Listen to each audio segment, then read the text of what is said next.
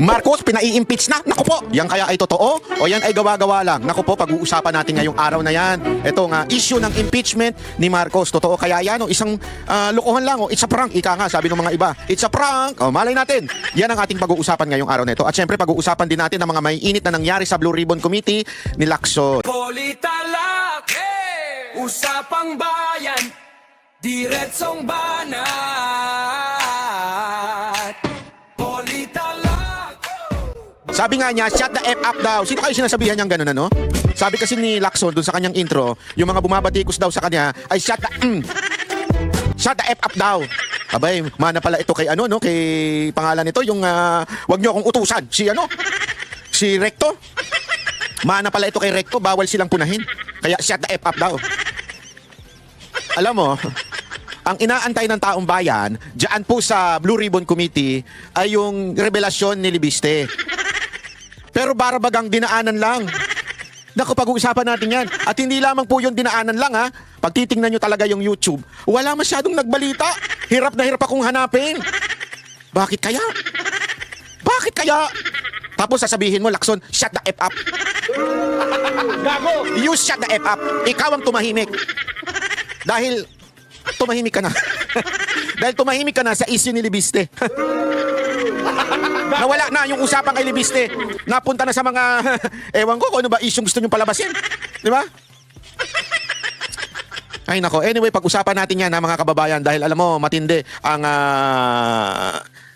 matindi ang pangyayari ho sa social media. Ha? Tingnan natin ha. Una-una itong impeachment. Panoorin ho natin ha. Sinampa na sa Kamara ang kaunaw ng impeachment complaint laban kay Pangulong Bongbong Marcos. Live mula sa Batasang Pambansa namumuna sa balita, si News 5 House correspondent Marian Enriquez. Marian, anong basihan ng sinampang impeachment complaint? Jiggy, may iba't ibang grounds nga na nakasaad sa impeachment complaint laban kay Pangulong Bongbong Marcos na isinampa nga kaninang umaga ni Attorney Andre De Jesus. Inendorso ito ni House Deputy Minority Leader at Pusong Pinoy Party List Representative Journey Jet Nisay. Kabilang nga sa grounds for impeachment ang umunoy pag-utos ng Pangulo na isuko si dating Pangulong Rodrigo Duterte sa International Criminal... So linawin natin ha. Ang nagsampa ng nagsampa isang abogado. Okay? Isang abogado na ayon sa balita ay dating abogado ni First Lady according to politico.com.ph. Ha? Gago! Yan ang sabi ng ng balita eh. Oh. Tapos, yun yung nagsampa ng impeachment. Ang nag-endorse ay isang quote-unquote contractor daw. Congressman na isang contractor. Pero ito, matindi dito. Ipapakita ko sa inyo kung papaano etong media ay misleading. Okay? Misleading po. Bakit to? Tuloy natin. Ipi-play ko sa inyo kung bakit ko nasabing misleading tong mga to. Court o ICC. Pati na rin yung umano'y drug addiction. So ayan, tingnan ninyo ha kung ano yung ground of impeachment. Dinikit si Pangulong Duterte doon sa issue ng ICC. Tapos, alam naman natin, doon sa drug addict issue, ayan po ay galing sa mga Duterte at siyempre kay Senator Amy. So diyan sa forma pa lamang ng impeachment complaint, mukhang pinalalabas na ito ay galing sa mga Duterte. Pansinin niyo ha, maging observant po tayo. Ang Pangulo, nasa gabal daw para magampanan ng Pangulo yung kanyang tungkulin. Nakasaad din sa complaint Jiggy, yung pagkabigo raw ng Pangulong Marcos na i-veto yung unprogrammed appropriations sa national budget mula nga sa 2023 hanggang budget ng 2026. Dagdag pa nga sa reklamo ay nakinabang umano yung Pangulo sa flood control kickbacks at ginawa umano niya yung Independent Commission for Infrastructure o ICI para nga pagtakpa ng kanyang mga kaalyado. So ayan. Ni Attorney De Jesus. Ito, paliwanag ko lang sa inyo. Parang isang kasinungalingan ay magmukhang totoo. Hahaluan mo talaga ng katotohanan. Kalahati katotohanan, kalahati mukhang delicates. Ano ibig ko sabihin? Halimbawa, yung mga asawa ninyo nagpapalusot sa inyo. Saan ka galing? Umuwi ng madaling araw. Sabi mo, sa opisina, may meeting. That's half truth. Pero that is the truth. Ang galing naman talaga siya sa opisina at may meeting nga naman talaga sa opisina. Tapos, sumegway nga lang. Sumegway nga lang kung kani-kanino, kung saan-saan. Pero the truth is, talaga naman galing siya sa meeting. Galing siya sa opisina. Kasi doon naman talaga siya nagtatrabaho eh. So yung sinasabi nating half-truth. Hindi ba? Ang tamang tanong ay, saan ka galing? Panggaling mo sa opisina. Bago ka pumuwi. Yun. So itong sinasabi kong ito, para bagang sinasabi dito, ito talaga yung grounds for impeachment. Pero ididikit namin ang mga Duterte. Para mukhang ang nagpapa-impeach ay ang mga Duterte. Naku po. Gago! Delicates talaga. Tapos, ito pa, misleading. Tuloy natin. May papakita ko sa inyo misleading. At Congressman Nisay. No one, not even the president, is above the law. So sabi niya, mapanagot ang dapat mapanagot. So siguro, mapanagot ang totoong may mga sala. Sorry kung to ask. Ito ha, Bakit itong congressman na ito ang nag-endorse? Si Representative Jet Nisay, isang kontraktor. Daw, according to this news. As a matter of fact, yan ang thumbnail nila. Papakita ko Ayan po ang thumbnail ng News 5. So para bagang pinalalabas sa tao, yung inaakusahan na kontraktor o yung congressman na inaakusahan, si Nisay, na inaakusahan na may katiwalian or whatsoever. Inaakusahan yan ngayon eh. Actually, ang nag-akusa dyan, Malacanang. Okay? I-google nyo po, nasa balita po yan, inakusahan niya ng Malacanang. Isa yan sa mga para bagang ibinigay na listahan na kontraktor. Congressman na kontraktor. Okay? Ngayon, bakit siya ang nag-endorse? Para mukhang kaya niya kinakasuhan si BBM o kaya niya in-endorse yung impeachment ay dahil gumaganti lang siya. Dahil siya ang unang inaccuse. So madaling salita, parang ang pangit ng dating sa taong bayan. Kaya inakusahan niyan si BBM ng impeachment, it is because kontraktor yan. Yan, tingnan ninyo thumbnail. Always remember these people in the house. Okay? Always remember this. I've been studying vlogging for a couple of years.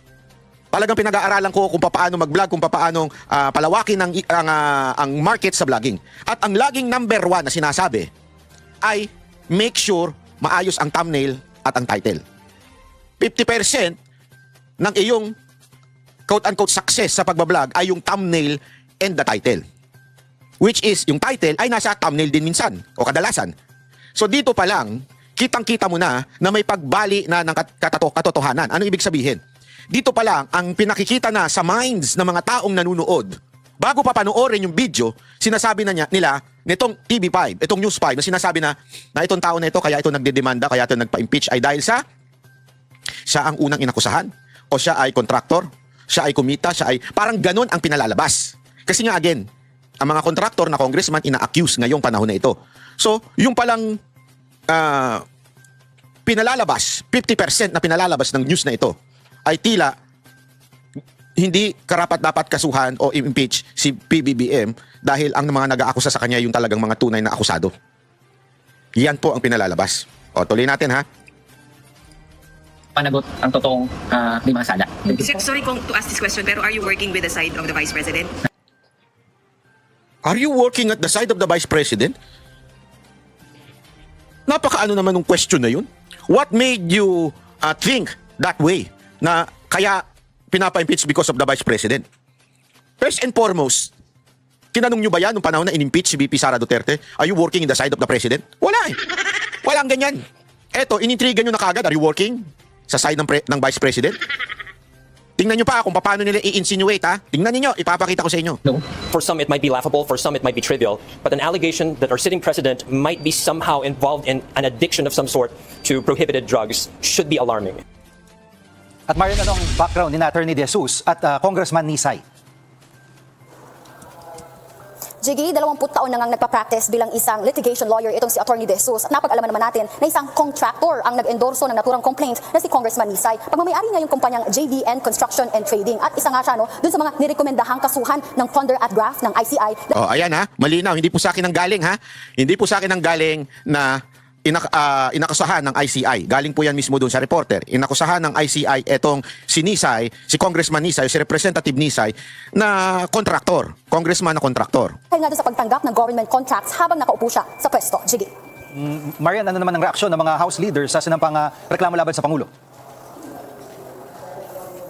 Jiggy, para kay Senior Deputy Minority Leader Egay Erice, kaduda-duda umano itong motibo ni De Jesus. Siya rin daw kasi yung abogadong nagsampa ng disbarment case laban kay Attorney Glenn Chong, paugnay nga dun sa pambabastos at physical threats nito kay First Lady Liza Araneta.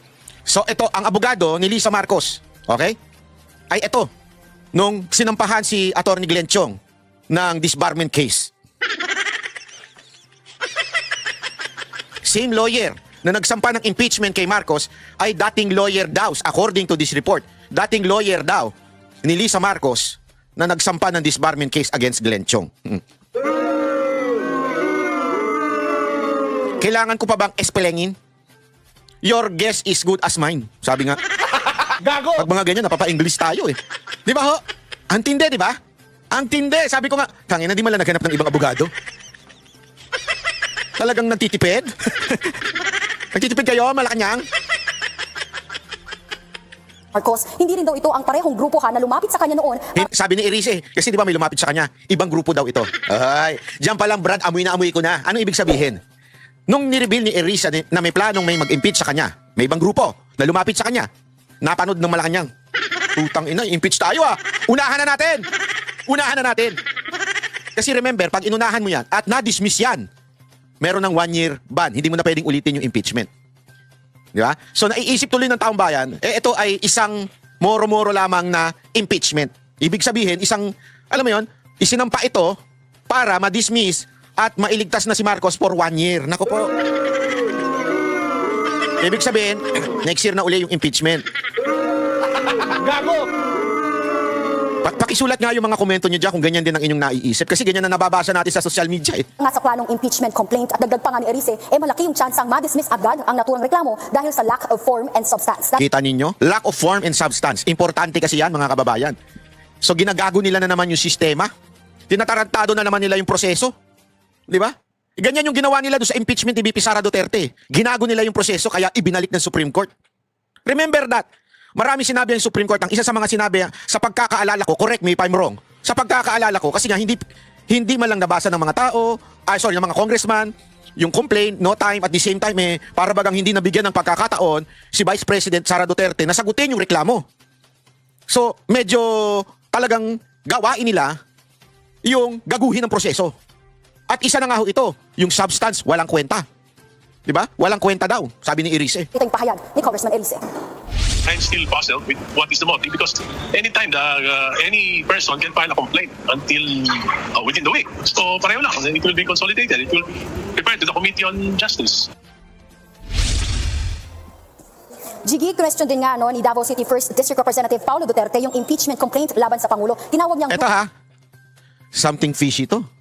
News 5, makinig kayo sa akin. Akala ninyo makakalusot kayo sa taong bayan. Kung nakakalusot kayo sa mga tangang mga pinklawan at saka mga teroristang makakaliwa, kay Banat Bay, di kayo makakalusot. Kita ninyo? Sa dami-dami ng bidyong ginamit dito, sa dami-dami ng bidyong ginamit nyo kay Paulo Duterte, yung may suot pa siyang PPP, na same din ng initial ng abogadong nag-endorse ng impeachment na si Congressman yung nagsampa, si Nisay ba yun? Tama. Oh, nakalimutan ko na kagad. Di ba? So same. Pero wait, chotomate. Chotomate ko desay. Ha? Tingnan nyo ha. Baka naman Banat ba ikaw lang nag-iisip niyan? Ikaw lang nag-iisip na sinadya ng TV5 yan. Ay sige, i-play pa natin. Tandaan niyo si Congressman Nisay ay isang PPP party list. Ano yon? Yung Pusong Pinoy Party List. Okay, PPP. Macau ang reklamo. Kapag daw kasi na-dismiss ito, isang taon na naman ang hihintayin para nga maghain ng bago. Pero itinanggi ni Attorney De... Huli! Huli kayo! News 5. Talagang ipinokus nyo pa yung PPP. So maituturing ba kayong fake news dahil sa ginawa nyong yan? Or misleading dahil sa ginawa nyong yan? Remember PPP. Pusong Pinoy Party List yung nag-endorse ng impeachment ni Marcos na si Representative Jet Nisay. PPP Party List. Okay? But, ngunit datapat subalit, iba po yung PPP na suot ni Pulong Duterte. Ibang party list yan. Anong party list yan, mga kababayan? Yan po ay Puwersa ng Pilipinong Pandagat. Yang Puwersa ng Pilipinong Pandagat, isa pong Duterte ang first nominee niyan, si Harold Duterte. Ulitin natin. Yung Jet Nisay, Puwersa ng Pilipinong Pandagat. Ulitin. Kay Jet Nisay ay pangalan nito, yung Pusong Mamon. Ayun, Pusong Pinoy Party List.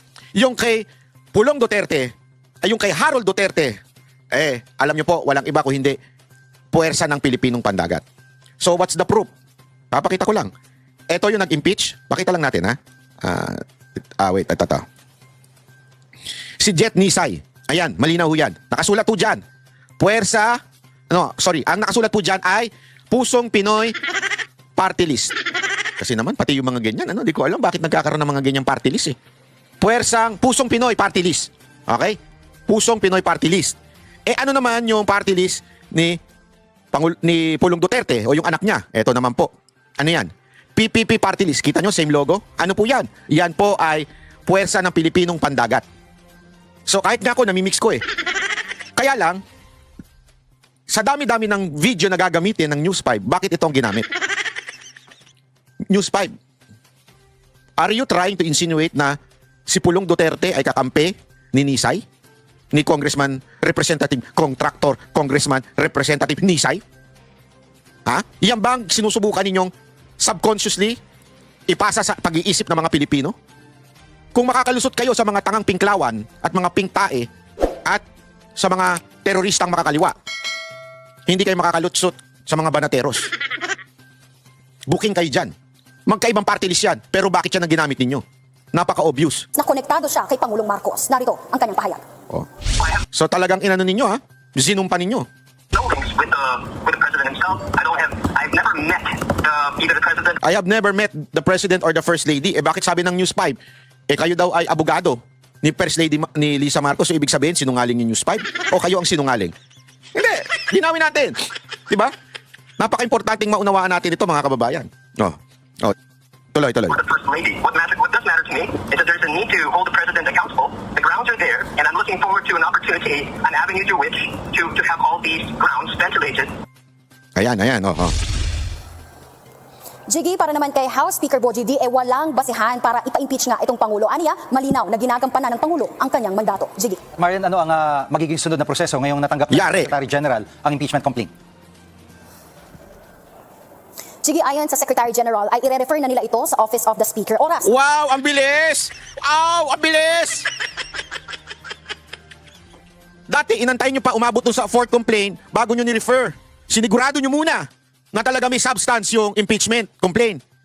Ngayon, una pa lang, i-refer nyo na kaagad. So, ibig sabihin nun, madidismiss ka agad dyan. Gago! Kang inagaguhan no? Gaguhan talaga no? Tanggap na ng Speaker ay meron lamang silang 10 session days para isa lang ito sa order of business. Naku po, in 10 session days, dismiss ang animal na yan. Gago! Wala na. Next year na uli. Kita nyo kung gaano ginagago ang mga Pilipino? Gago! Ano mga kababayan, papayag ba kayong gaguhin kayo ng gobyernong ito lalong-lalo na dyan sa kamera? Gago! Kung hindi, is-post nyo sa social media. I-share ninyo to yung video na to. Kasi dapat di tayo pumayag gaguhan to.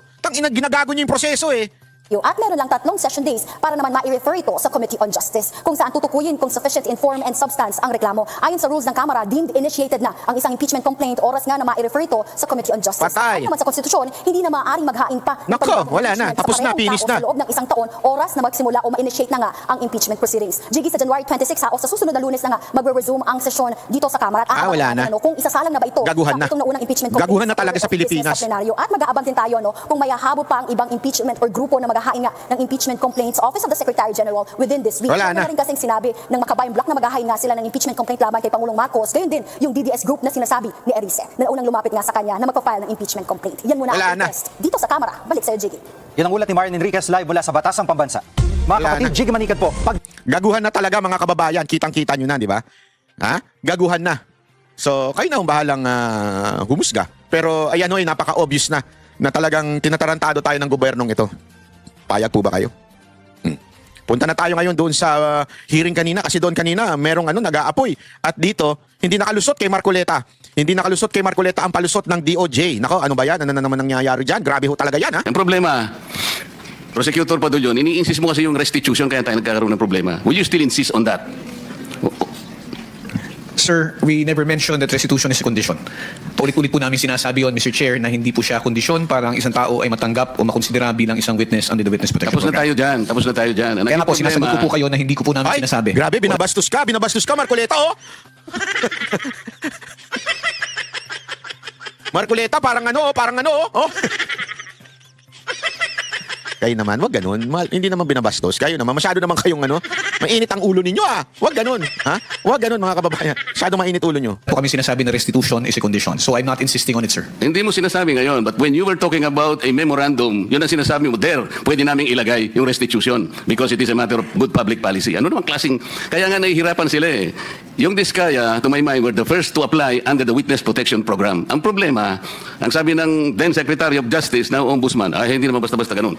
Kinakailangan isaulin ninyo yung ininakaw ninyo. Ang problema po doon, Kung wala namang korte pa pong nagsasabi kung talagang sila ay nagnakaw o nakapagnakaw, sino pong magkukwenta nun? Tapos ano yung in-explain ninyo, under a certain paragraph of the law, merong memorandum na kung saan magkukomply sila doon. Doon yung pinipilit yung restitution. And I think some of the potential witnesses that can be processed under that program, nagsipagbigay na ng kung ano-ano eh. Is that the truth? Only those who have been admitted into the program actually returned or made restitution, sir. Why did they do that? They did that because it was their own initiative or you required them to do? So sinasabi nung taga DOJ, only daw yung mga natanggap, yun daw ang magre-restitute. Ibig sabihin, magsosole ng pera. So mga tatanggap. So parang, una tinatanggi mo na yan ay requirement, pero pag natanggap ka na, kailangan mo isole. So ano ba talaga? Hindi ko na-gets eh. Pasensya ka na taga DOJ ha. Hindi ko ma-gets eh. Una, tinatanggi mo na requirement yun. Pero ngayon, sinasabi mo, pagka ikaw ay napasok na sa WPP, yung Witness Protection Program, kailangan mo nang i-restitute. Kaya nga ang ganda ng tanong ni Marcoleta dito. It was an agreement between the Department of Justice through the Secretary of Justice, sir, and the... Kaya hindi siya makalusot dito eh. Kasi ang gulo ng kanyang sagot. Is that the truth? Only those who have been admitted into the program actually returned or made restitution, sir. Why did they do that? They did that because it was their own initiative or you required them to do that? So, Ibig bang sabihin, pag napasok sa Witness Protection Program, kailangan isoli yung pera? Yan ba requirement or hindi requirement? Yan ang tanong eh. Yan tinatanong eh ni Marcoleta. It was an agreement between the Department of Justice through the Secretary of Justice, sir, and the agreement daw. Witness applicant po. That is the problem. The agreement is based not on the provision of the WPP. So mga kababayan, sinasabing napakalinaw dito. Yung agreement daw, may agreement daw kasi sabi nitong taga DOJ. Yung pinagpipilitan niya between the DOJ secretary and yung tao na gustong pumasok sa WPP. Kasi alam mo, maraming pumupuna kay Marcoleta dito eh. Para daw kinakampihan niya si Diskaya. I don't think so. That's not the point here. Ang problema kasi, kaya paulit-ulit ko sinabi, pinost ko nga ito sa TikTok, pinost ko rin ito sa YouTube ko. Eto, makinig kayo. Any person na nag-commit ng kasalanan or quote-unquote corruption, basta wag lang ituro si BBM o di kaya si Romualdez pasok sa WPP. Nagiging bayani, basta wag idadawit si Marcos at si Romualdez. Ganyan na nangyari doon sa mga DPWH official na aminado naman sila na nagnakaw, na meron silang porsyento. Yun nga yung nakakapagtaka eh. Aminado ito, mga to, ginawa ninyong witness ngayon. Bakit? Kasi nga, hindi itinuro si Romualdez, hindi itinuro si Marcos. Again, bahala kayo dyan kasi nasa Witness Protection Program nyo yan. Pero ito ang point, bakit selective? Nung si Diskaya na tinuro si Marcos, si Romualdez, hindi nyo pinayagan. So ibig sabihin nun, double standard ang ginagawa nitong DOJ. Pagka tinuro mo si Romualdez, out ka sa WPP. Pero pag nagturo ka ng iba, katulad nito si Bernardo, na tinuro ang iba, wag mo ituturo si Romualdez, wag mo ituturo si BBM, magturo ka na lang ng mas mataas sa'yo. Kasi ganito kung bakit ako nabusit dyan sa ganyang klaseng proseso. Bakit? No choice si Bernardo. Kung hindi magturo ng ibang mas mataas o mas sabi nga mas nag-commit daw ng crime. So ikaw ngayon, na yung halimbawa lang, alam mo talaga na si Romualdez ang punot dulo nito. Paano ka ngayon lalagay sa WPP? Kailangan maghanap ako ng ituturo na iba. O sino pa bang mas mataas dyan na mas skandaloso? Walang iba kundi yung mga nakulong na dati. Na ngayon ay talaga namang sila ay acquitted po. They are acquitted by the court. Before, kasi nga po, sila ay persecuted dahil against sila kay Pinoy. Si Senator Bong Revilla Jr., against po siya noon sa mga dilaw. Tandaan nyo ito. May ano siyang, hindi siya sumunod kay Pinoy. Kaya pinakulong siya. At na-acquit siya ng korte. Don't ever forget that. Ano ibig sabihin nun? Gawa-gawa ang lahat ng mga akusasyon sa kanya noon. Ngayon, easy target na siya. Easy target na siya. Kaya, etong si Bernardo, dahil nga, basta wag mong papangalanan si Romualdez, papasok ka sa WPP, kung ikaw ay nagnakaw, ngayon bayani ka na. Diba? Ikaw na ngayon may kasalanan, ikaw pa bayani. Basta, wag mong ituturo si Romualdez, wag mong ituturo si Marcos, magturo ka na lang ng iba. Yung kapanipaniwala. Sino ba? Siyempre yung easy target. Si Joel Villanueva at si Revilla. Bakit si Joel Villanueva easy target? Tingnan yung tatlong inaakusa. Hindi ko kinakampihan tong tatlong to. Pero tingnan nyo na lang magkaroon kayo ng utak. Si Jinggoy at saka si Revilla, pareho silang nakulong at na-acquit. Okay? Si Villanueva, taga Bulacan. alam naman nating yung Bulacan ng isa sa quote-unquote masasabi nating malalang flood control. Di ba? Na ghost project. So silang tatlo, madali silang target. So ituro mo na lang yung tatlo na yan, sikat pa yung mga, siyempre artista yung dalawa. So sikat yan, yung isa, anak ng pastor, sikat yan, it will be an issue. Pag naging issue yan, mawawala na yung kay Romualdez. Kaya nga kung seryoso talaga ang DOJ dito, bakit sinasabi ni Marcoleta, bakit hindi nyo pinapayagan ang Diskaya? Again, simple, very simple reasoning. Ano ho yun? Kasi si Diskaya, itinuro si Romualdez. Ganun lang kasimple. Sabi ko nga, kung sinasabi ng WPP, it cannot be a condition. Kahit nasa memorandum, huwag mo ipipilit. Hindi po pwede yun eh. Kaya sinabi ko sa iyo earlier, and I think I should tell it again to you, sabi nating mga abogado, the spring cannot rise higher than its source. Yun. The law itself is the source. Ang spring, yung memorandum mo. Pinipilit mong ilagay sa memorandum yung restitution eh. O kaya mayroong ako nababalitaan, parang mayroong gustong umatras. Magkano ibibigay? At kanino ibibigay? Sino mag-account nun? Sino nagsabi nun kung mangungulekta kayo sa DOJ? Di ba abuse of discretion yun, Mr. Padulyon? No, it is not, sir. What is it? It is not abuse of discretion. What The is parties, if I may be allowed to answer, Yes, sir. what is it? Yes, sir. If the parties both agree to the terms and conditions contained in the memorandum of But you agreement, cannot there is no impose an abuse. agreement. You cannot impose an agreement which is not required by the law, especially if you will put restitution there. How can you do that? Mr. Chairman, sir, yung restitution po, yung memorandum of agreement is a product of an agreement between both the Secretary of Justice, representing the DOJ and the WPP, and the witness applicant. Wala pong abuse doon kung pareho po sila nagkasundo. Paulit-ulit na po namin sinasabi. At paulit-ulit ko din isasagutin. Paano ko hindi nagkasundo? Paano ko sinabi nung applicant, ay ayoko.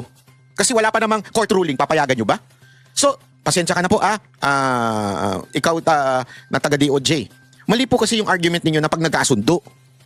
Paano ko hindi pumayag yung witness at sinabi niya, let the court rule first kung magkano ba yung isosoli namin. Yan lang naman yung sinasabi ni Marcoleta eh. Hayaan natin ng korting magsabi, isoli mo ito. Di ba? Pero it should not be the requirement.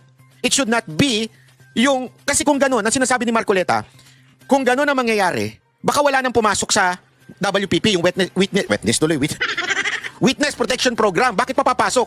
Wala na silang isosoli eh. Di ba na-freeze na yung mga account nila? Paano isosoli yun? Wala na silang pera. So, ibig sabihin, that opportunity for them to tell the truth na wala na. Because, ang reasoning nyo, kailangan mo na magkasundo sila. Paano nga kung wala eh? Yun ang sinasabi, kaya pasensya na po kayo sir ha. Ako po hindi naman galit sa inyo, pero pinapaliwanag ko lamang po na malabo po yung reasoning na ganun. Na ito tayo, naghahanap tayo, tagahabol tayo doon sa mga taong nangurakot, tapos itong mga tao na umamin at handang magsoli, ayaw nating tanggapin yung kanilang sinusoli. Ano ho ang nakikitang mali doon? Para po sa amin, para ho maibsan kahit papano yung sakit at pagdurusa ng ating mga kababayan na nakikita nila na napakalaking pera ang nawala.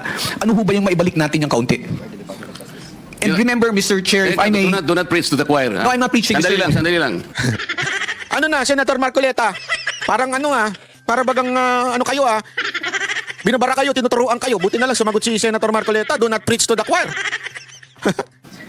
Ang pinag-uusapan natin, these people are supposed to be potential witnesses for the state.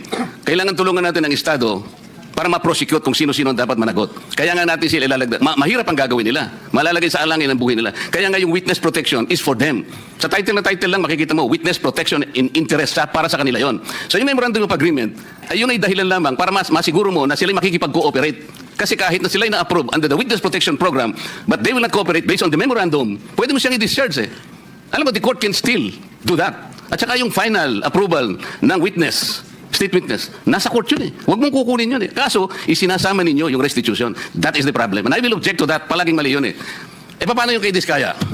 Pinipilit ninyo na mag-restitute. Sabi niya, ewan ko kung pinag-usapan ninyo. What did they tell you, Mr. Diskaya? Your Honor, kung magkano po ang i-restitute po muna namin. Ano sabi nila? Magkano daw? Ako po, hindi ko po masabi kung magkano po. Kasi para sa akin po, parang kami po ang nanakawan. Parang ibig sabihin, parang modern day na pagnanakaw. Ibig sabihin, yung nakaw ba? Siya pa magbibigay ng pera dun sa ninakawan niya. Parang ganun po. Sabi niya kanina, it's this agreement. Magulo yung analogy mo doon ha. Magulo ka doon sa part na yon, Diskaya. Simple lang yung tanong sa'yo, wag ka kung ano-ano sinasagot mo. Simple lang ang tanong sa'yo, binigyan ka ba ng kondisyon bago makapasok sa WPP? Yun lang ang sagutin mo.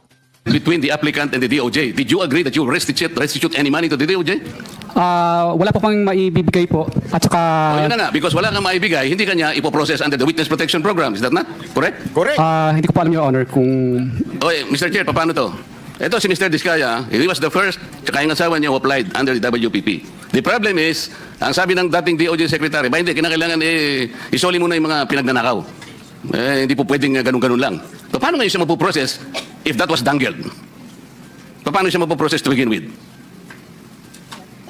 May I be allowed to respond now, Mr. Oo nga, Chair? tinanong ka na nga eh.